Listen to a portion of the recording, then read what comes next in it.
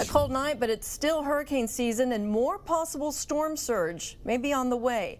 It's made worse by record high sea levels. Channel 5's Christian von Preissing with what scientists have discovered. 3 weeks back, this powerful storm surge brought on as a side effect as Hurricane Delta passed by us, pushing waves too close for comfort on South Padre Island. Water was coming up right to the buildings, so I've never seen anything like that before. The government weather gauge measuring a temporary rise of about 1.5 feet above normal.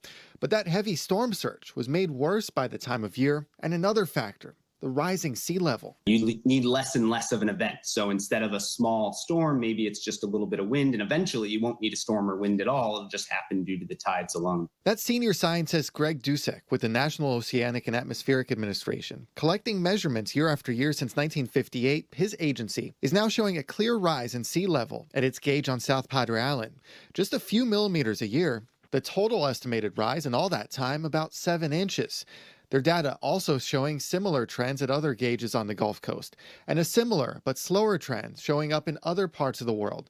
But how this trend at SPI is estimated? It's global mean sea level rise, right? And then predominantly land motion. And so it's a combination of those two things which lead to what you experience locally. He's saying the ocean isn't just rising, but the land is also sinking very slowly, as it does in many other places. In the old days, in order to example shown here by this geographer from LSU.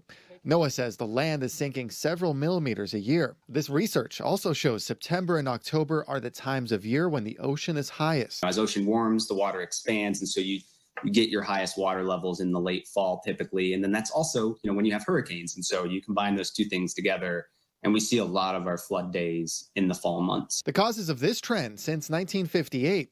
Noah's position, it's both natural and caused by people by the use of greenhouse gases. There's, human contribution to climate change, and climate change then drives sea level rise, right? In terms of global mean sea level rise. 3 weeks ago, a reminder of the power of the ocean. Definitely scary. It made me rethink about evacuating next time. The mean sea level here, higher than it's ever been before. We're going to see more and more flooding days, even with less and less weather contributions. A new high tide mark. And on the island, hurricane season still isn't over. Christian von Preissing, Channel 5 News.